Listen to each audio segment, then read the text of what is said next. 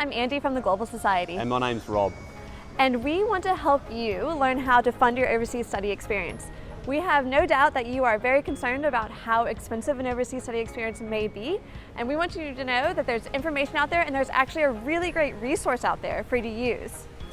And that's what we're going to be talking about today. It's a loan scheme which is called OS Help. And OS Help is the most awesome way for you to fund an international study experience. So Andy, let's get started and tell these guys everything they need to know about OS Help.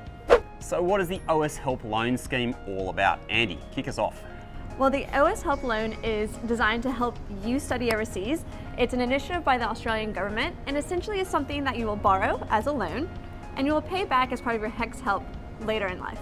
And so the amazing thing about OS Help is that it will actually fund you thousands of dollars. So the Australian government will actually put thousands of dollars into your Australian bank account to allow you to pay for those international study experiences. And just like you said, Andy, that doesn't have to be repaid until you finish uni, you get a job and you start earning over the help repayment threshold. So it's an incredibly generous way of funding an international study experience. It means you don't have to have the cash up front, and obviously that's pretty critical for us poor students. So how do you know if you're eligible for OS Help as a student? Well, there's a number of requirements. First and foremost, you need to be enrolled at an Australian university. Pretty easy, right?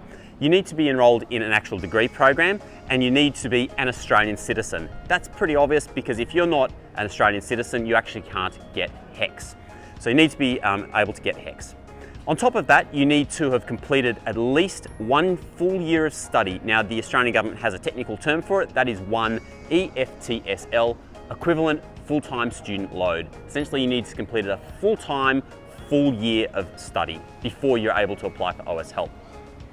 In addition to that, you also need to have at least 1 subject left after you get back from your overseas study experience. That's 0.125 EFTSL. So that's normally 1 full-time subject when you come back to Australia after your international study experience. You are possibly considering studying in an Asian country, and if so, you may be considering studying language whilst you're there.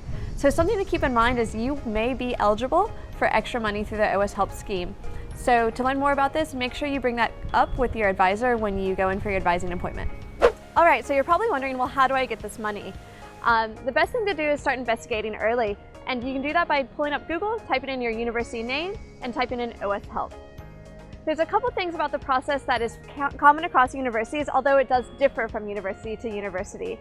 So the 3 steps generally are: 1, you need your program to be approved. 2, you're going to have to fill out some forms.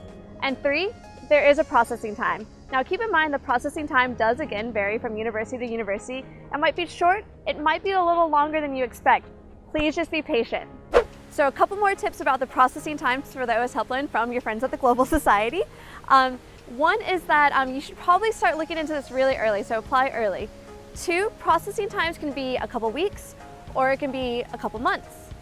You can read more about that on your Australian University website. 3, if you have questions, please ask your advisor and continue to refer to your university's website.